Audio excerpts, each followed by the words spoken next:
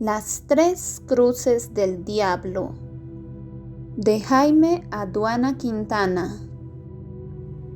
Prefacio. La minería a nivel mundial es un factor preponderante para el progreso de los pueblos. En los países industrializados se transforman las riquezas no renovables en maquinarias, instrumentos, objetos constructivos. Por otra parte, esta riqueza es mal utilizada cuando la transforman en armamento bélico, con el objetivo de destruir a la humanidad. Como nación exportadora de recursos no renovables, nuestro deseo es que la riqueza solo se transforme para construir y así lleguemos a tener mejores días de paz. Nuestra historia nos muestra que estamos íntimamente ligados a la minería. Desde la colonización española hasta nuestros días, hemos vivido y dependido del sacrificio y el empuje de los hombres valerosos, que incluso ofrendaron sus vidas en los oscuros y profundos socavones, escribiendo la historia nacional con sangre en parajes de soledad. A través de esta obra literaria, con toda sencillez, quiero introducirlos en el mundo del hombre minero andino, para hacerles conocer su valentía, sus alegrías, sus penas, sus esperanzas, sus rebeldías, sus costumbres, sus tradiciones, sus ritos, etc.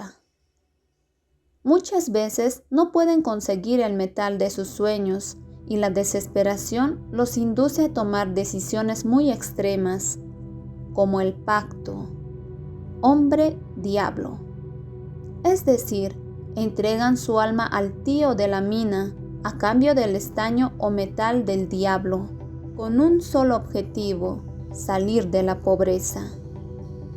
A pesar de que Bolivia es un país inmensamente rico en recursos naturales, lamentablemente estamos considerados como un país atrasado, donde crecen día a día la pobreza de los habitantes, el desempleo, la mortalidad infantil, el hambre, la miseria y el analfabetismo. Este último puede ser superado si nuestros padres de la patria tomaran con más responsabilidad el destino de la juventud, al apoyar a los niños que nacen más capacitados y al resto ofrecerles una educación obligada, para que a través del conocimiento, análisis e investigación de nuestros futuros intelectuales, logremos una nación libre con dignidad para las próximas generaciones. El autor. San Juan. Dicen que es la noche más fría del año en el altiplano boliviano. Por este motivo, casi todas las familias tenemos la costumbre de reunirnos por la noche alrededor de una fogata. Algunos con sus ponches, otros con apis calientes acompañados de riquísimos buñuelos o el famoso pastel con queso. La música es el complemento principal. Otros, según su economía, hacen algo mejor. Desde que se casaron mis 4 hijos mayores, aquella noche fue la primera vez que mis 6 hijos estaban reunidos junto a sus parejas, de los cuales ya tenía 12 nietos. Mis 2 hijas menores trajeron a sus novios para presentarnos. Con gran satisfacción me puse a pensar que tenía una gran familia. Mis nietos jugaban muy contentos con sus chispas multicolores, dando vida a aquella reunión. Los fuegos artificiales de los vecinos hacían del cielo algo distinto, alegre, bullicioso y multicolor. Observando el cielo detenidamente, en un momento pareció que el cielo se detuvo para todos. El infinito estaba completamente oscuro. Me hizo recordar el interior de la mina. Los centros mineros, lugar que habíamos dejado hacía mucho tiempo. De repente, mis hijos comenzaron a contar algunas anécdotas. Mis yernos y mis nietos se contagiaron de la curiosidad. Más que todo, querían saber acerca del mito del tío de la mina. Empezaron a pedir que les narre la vida dentro del socavón, las costumbres y creencias. En un momento me invadieron con preguntas. Papi, por favor, cuéntanos sobre el tío. ¿Es verdad que los trabajadores hacen pacto con el tío? ¿Qué costumbres tenían? Papi, nos vinimos al centro minero pequeños y no tuvimos la oportunidad de conocer el interior de la mina. ¿Por qué no nos cuentas tus experiencias en el interior de la mina? Dicen que se escucha voces, pasos dentro de la mina. ¿No te daba miedo estar ahí adentro? Toda mi familia estaba interesada por conocer las costumbres y la vida de un trabajador minero. A pesar de los años que pasaron, les respondí en ese momento. Bueno, a pedido de la mayoría, voy a recordar. Uno de mis nietos tímidamente volvió a preguntar. ¿Se siente miedo cuando se ve al tío? Me estremeció su pregunta inocente. Lo tomé sobre mis rodillas y empecé a narrar lo sucedido. Recuerdo que hace muchos años en el campamento minero perdí a 3 compañeros de trabajo.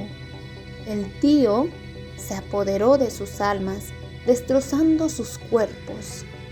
Esto a causa de la búsqueda del precioso metal del estaño, o como algunos lo llaman, el metal del diablo. ¿Cómo es ese metal?, me preguntó otro de mis pequeños nietos. Me acomodé para continuar con mi relato, respondiendo la pregunta. Es un plomo fino de color plomizo y brillante como las estrellas. Significa mucho para cualquier trabajador de los socavones, porque de acuerdo a la cantidad que logran encontrar, pueden tener el sustento del hogar. Por otra parte, gracias a ese mineral, Bolivia creció y vivió por mucho tiempo. Pero, en aquel tiempo, la pobreza dominaba en el campamento minero. Las montañas accidentadas eran testigos del sufrimiento de nuestras familias. Todos los caminos eran estrechos y polvorientos. La paja brava es la planta que resiste y más se ve en esos lugares frígidos. Cuando el viento llegaba silbando, hacía mucho ruido con las calaminas metálicas desprendidas de sus seguros. Levantaban los cables, alambres y otros objetos hasta formar increíbles e inmensos remolinos. Arrastraba todo lo que encontraba en su camino. De la época de nieve tengo buenos recuerdos. A veces llegaba a un espesor de 30 centímetros. De vez en cuando hacíamos muñecos de nieve con nuestros hijos, aunque el frío nos hacía congelar todos los huesos. La mayoría de la población se encerraba en sus viviendas para realizar sus actividades cotidianas debido al intenso frío. Pero el clima no era un impedimento para que los niños y jóvenes asistan a las clases. Claro que las mamás los cuidaban a los que cursaban los primeros años en la escuela. Los domingos, casi todos se trasladaban al cine, ya que era la única distracción en el lugar. Este panorama es muy común en los campamentos mineros. Sin embargo, la actividad más importante era el trabajo que ejecutaba todo jefe de familia, ya sea extrayendo mineral en el interior de la mina, purificando mineral en el ingenio, trabajando en los talleres de carpintería, electricidad, mecánica, soldaduría y otros. Debo decirles que llevo en el corazón desde hace varios años una espina clavada que me hace sentir dolor y no puedo sacarla. Tal vez salga cuando deje de existir en esta vida y mi cuerpo se convierta en polvo. Después de retirarme de la empresa minera San José por motivos económicos, pues trabajé 10 años y no hallamos una buena beta. Entonces decidí buscar suerte en otro campamento minero, porque mi padre siempre me comentaba que la suerte debemos buscarla y no debemos hundirnos en un vaso de agua. Fue difícil decidir cuál campamento minero. Una vez me arribé al lugar que elegí.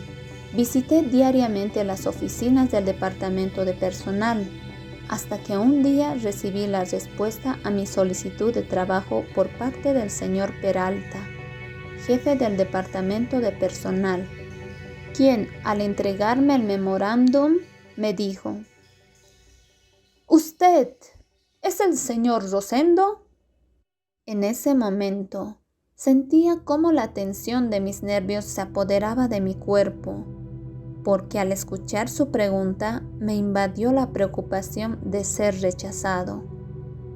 Era muy importante conseguir aquel trabajo y le respondí apresurado: Sí, soy yo.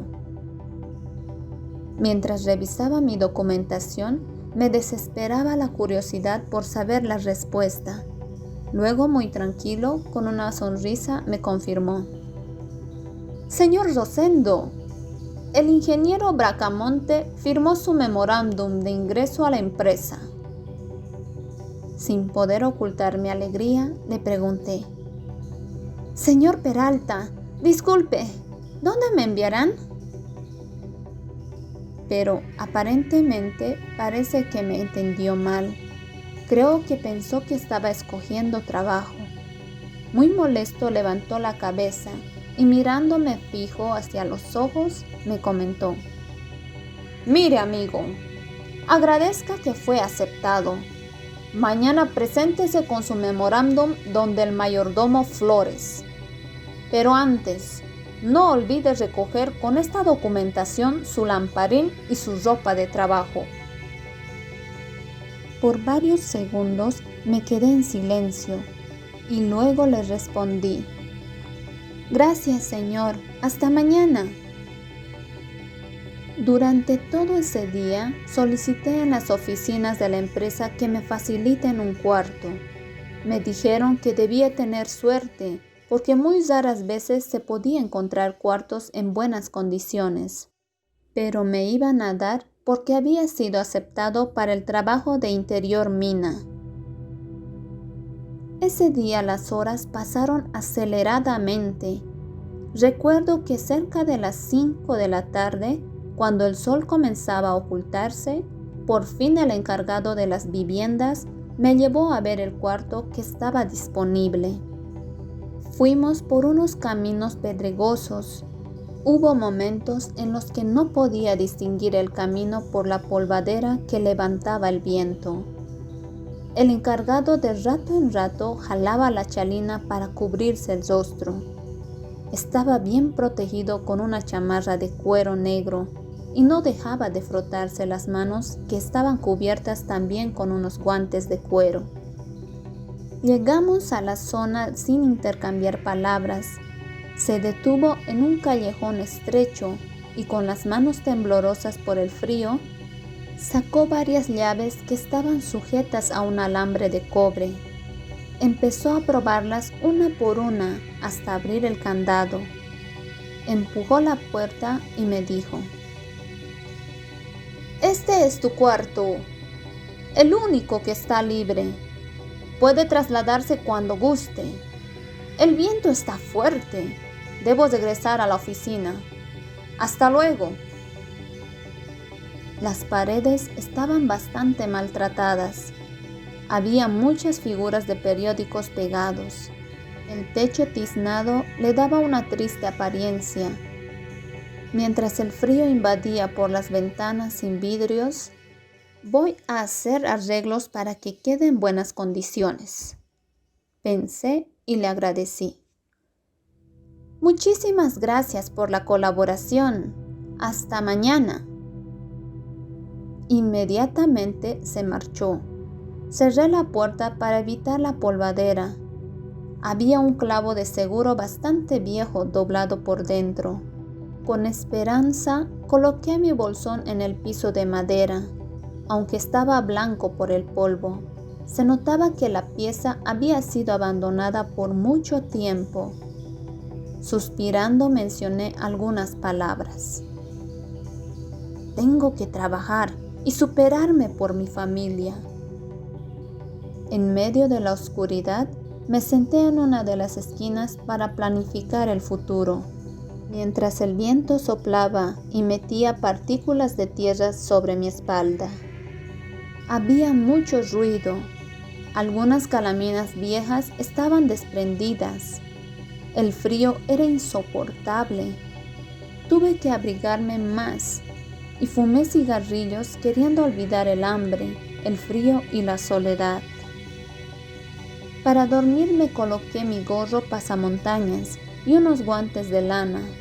Me tapé con una manta los pies, mientras pasaban las horas muy lentas, hasta que me quedé dormido. Al día siguiente, aseguré bien la puerta con alambre y muy temprano me dirigí al trabajo para conversar con el mayordomo Flores. En el camino decidí dejar mi bolsón en la serenía. En medio del silbido del viento, me dirigí hasta la puerta de la bocamina. Ahí encontré al sereno.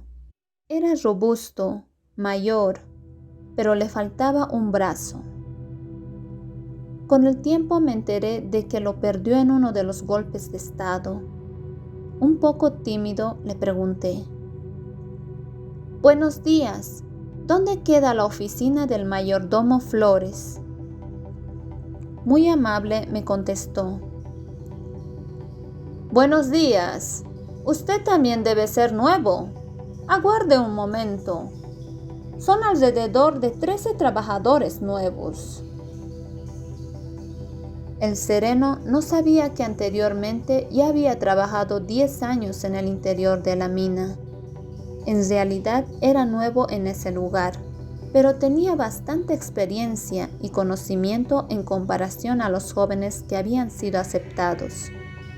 Sin embargo, le contesté: Está bien, esperaré. Disculpe, ¿puedo pedirle otro favor?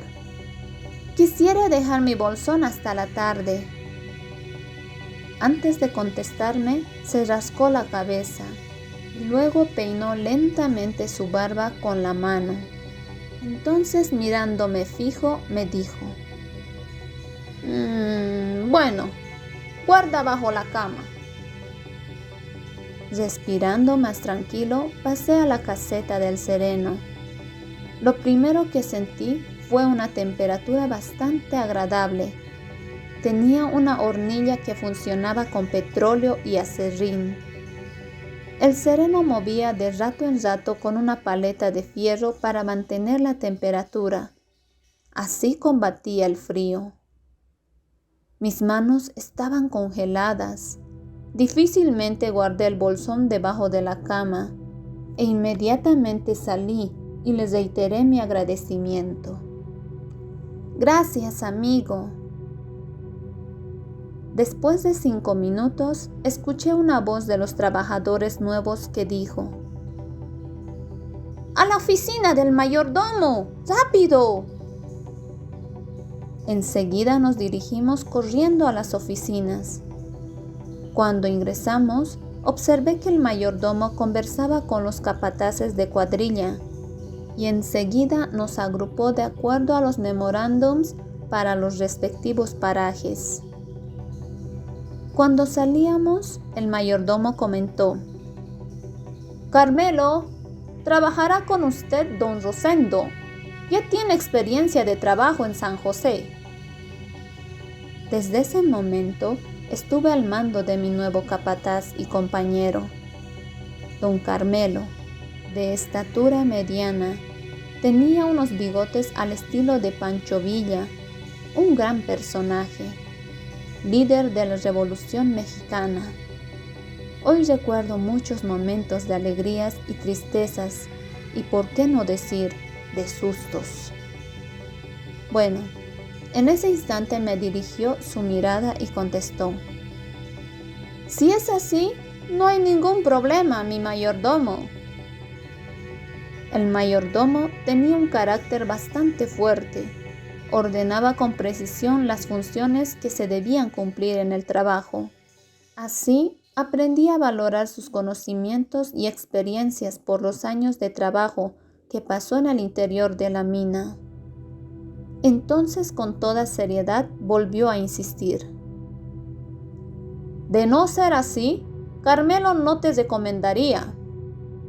El capataz acariciaba sus bigotes con la mano izquierda, como si los estuviese peinando hacia abajo. Para él, peinar sus bigotes era una costumbre al hablar. Moviendo la cabeza, contestó: «No desconfío de su persona, mi mayordomo. Está bien».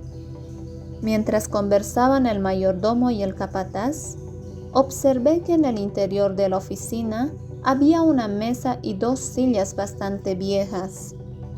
Una de ellas tenía una pata amarrada con alambre de cobre. En una esquina estaba una estufa que funcionaba a electricidad. Sobre ella calentaba una taza de café con aroma agradable. Había un estante con unos cuantos cuadernos y archivadores. A mi derecha había una ventana desde donde se podía observar la puerta de la bocamina. Vi a varios trabajadores ingresando, algunos con los rostros preocupados, otros sonrientes y bromistas. Por lo tanto, cada uno era diferente. Enseguida escuché la voz de mi capataz Carmelo: «¡Vámonos, Rosendo!». Con pasos largos me acerqué a la puerta y le respondí: «Sí, jefe». Caminamos con pasos ligeros hasta llegar a la bocamina. El sereno estaba parado sonriente. Me dirigió su mirada y me movió la cabeza como al decir suerte en el trabajo. Levantando mi brazo izquierdo, sonriente, agaché la cabeza. A medida que ingresábamos se perdía la luz natural y había poco oxígeno. La humedad se pegaba a nuestros cuerpos. Encendimos nuestros lamparines para podernos guiar, porque el alumbrado eléctrico de los focos eran como el de las velas colgadas en los cables. Se oía triste el eco de las gotas de agua que caían constantemente de aquellas inmensas rocas ásperas y bastantes húmedas, llenas de copajira. Claro que gran parte de las paredes estaban protegidas con troncos más conocidos como cayapos. Eso servía para evitar el desprendimiento de las rocas y los derrumbes. Nuestros pies se guiaban por el centro de 2 líneas clavadas en los durmientes de madera. Caminábamos sobre el agua y el lodo. Cuando llegamos a la jaula, que es similar a un ascensor, nos acomodamos para introducirnos al nivel de 242 metros bajo tierra. El winchero, encargado de la jaula, saludó a mi capataz. «Jefe, buenos días». Amablemente le respondió: «Buenos días, hijo. Al nivel 242». Apresurado cerró la puerta metálica y levantando la mano mi capataz ordenó: «¡Listo!». Ingresamos por un agujero similar a una chimenea, lleno de rocas y oscuro. El ruido de los cables metálicos era bastante bullicioso. Funcionaba con un motor grande. Me hizo recuerdo a la primera vez que bajé en una jaula parecida en mi anterior trabajo. Sentí un miedo increíble, pensando que nunca más saldría de ese lugar. Durante los minutos del descenso, mi capataz me dijo: «Rosendo, ¿estás bien?». Sonriente le contesté: «Sí, mi jefe, me encuentro bien». Se detuvo la jaula, haciendo bastante ruido, y mi capataz me dio 2 palmadas con cariño en la espalda y me dijo: «Aquí es nuestro paraje. Vamos». «Qué bien, me tocó un buen jefe», pensé. A unos metros, en un rincón y en medio de la oscuridad, estaban mis 2 nuevos compañeros de trabajo. Sentados aculicaban coca con su lejía. Me observaron en silencio mientras nos acercamos. Y mi capataz les dijo: «Rigoberto, Gabino, vengan. Les voy a presentar a un compañero que trabajará con nosotros. Viene desde San José». Me presentó como si hubiese sido un gran amigo. Después de unos segundos, desde la oscuridad respondieron: «Buenos días, jefe. Entonces ya tiene experiencia». Mientras mi capataz avanzaba, me comentó: «Trabajamos juntos desde hace 3 años y hemos tenido problemas». Curiosos, se detuvieron en nuestro frente con la boca llena de coca, con sus botas de goma, pantalones cortos llenos de parches y sus cascos con lamparín eléctrico. Era la ropa que comúnmente usábamos en aquel socavón por el calor húmedo, es decir, era como un sauna. Debo aclararles que no todas las minas tienen ese privilegio. Hay minas que son secas, llenas de polvo, como en Kami, donde explotan el wolfram y otros minerales. En siglo XX también es seco, y además el arsénico es otro enemigo para la salud de cualquiera de sus trabajadores. Otras minas son húmedas y frías, como en Bolívar. Cuando trabajé en la mina de San José, tenía un compañero de la mina Bolívar, y me contó que allá trabajan con ropa de agua y que hace bastante frío. Mis nuevos compañeros me saludaron recelosos. «Buenos días, ¿cómo está? Bienvenido». Con humildad les respondí: «Buenos días, me llamo Rosendo». Nos estrechamos las manos fuertes y callosas. Tenían unos brazos fornidos, llenos de venas. Nos apretamos mostrando sincera amistad. Conversamos durante varios minutos. Hicimos algunas bromas para poder conocernos más. Y de pronto mi capataz Carmelo me dijo: «Rosendo, llámame Carmelo. No me agrada mucho que me digan jefe. No estamos en épocas donde los gringos eran dueños de las minas». Llegué a entender con el transcurso del tiempo por qué me dijo esas palabras que aún las recuerdo a pesar de los años. Carmelo siempre ha sido un hombre correcto y sincero, respetado por sus compañeros. Consideraba a las personas sin distinción. Cuando llegó el momento de trabajar, Carmelo nos dijo: «Bueno, ahora somos 4. Rigoberto y Rosendo van a perforar para que a la salida hagamos reventar. Gabino y yo vamos a limpiar la carga». Así pasaron las horas en aquel trabajo agotador. El sonido de la perforadora hacía que nos comuniquemos solo por señas. Nuestros brazos vibraban con la máquina. Una vez que hicimos los huecos profundos, colocamos las dinamitas. En cuanto estaba listo para hacer tronar, Rigoberto dijo: «Carmelo, está todo listo». Inmediatamente respondió: «Apúrense, abandonen el paraje». Afanosos nos alistamos para alejarnos. Quedaron Carmelo y Gabino para chispear los 23 cartuchos de dinamita. Salimos corriendo buscando la salida, Para esa clase de trabajo uno debe ser veloz. Corrimos lo más lejos posible y enseguida les vimos por nuestro detrás. Carmelo gritaba: ¡Tiro! ¡Tiro! ¡Tiro! ¡Cúbranse! ¡Cúbranse! Tras un ruido estrepitoso, sentimos un temblor y enseguida salió una nube de polvo bastante oscura. Parecía que la carga se nos venía encima. Tuvimos que protegernos y contar los cartuchos que explotaban.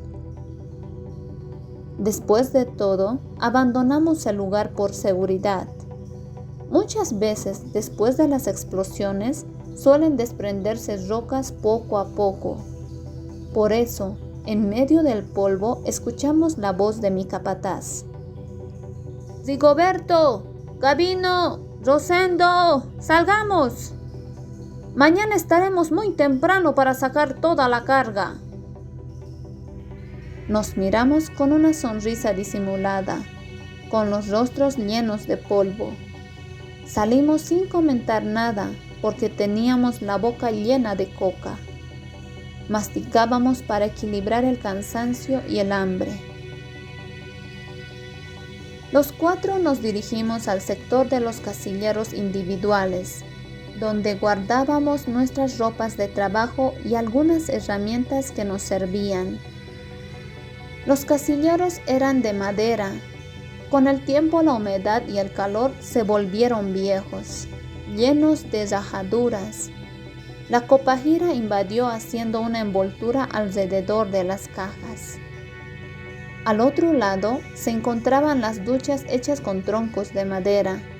El agua de la ducha era caliente y limpia, porque se aprovechaba de las tuberías de agua que ingresaban desde afuera para el uso de los parajes. Es decir, usábamos agua limpia para taladrar las rocas.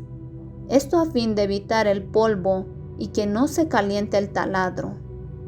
No usábamos el agua que filtraba de las rocas porque está mezclado con copajira y cualquier material puede corroerse con facilidad. Las máquinas eran grandes y por eso las cuidábamos.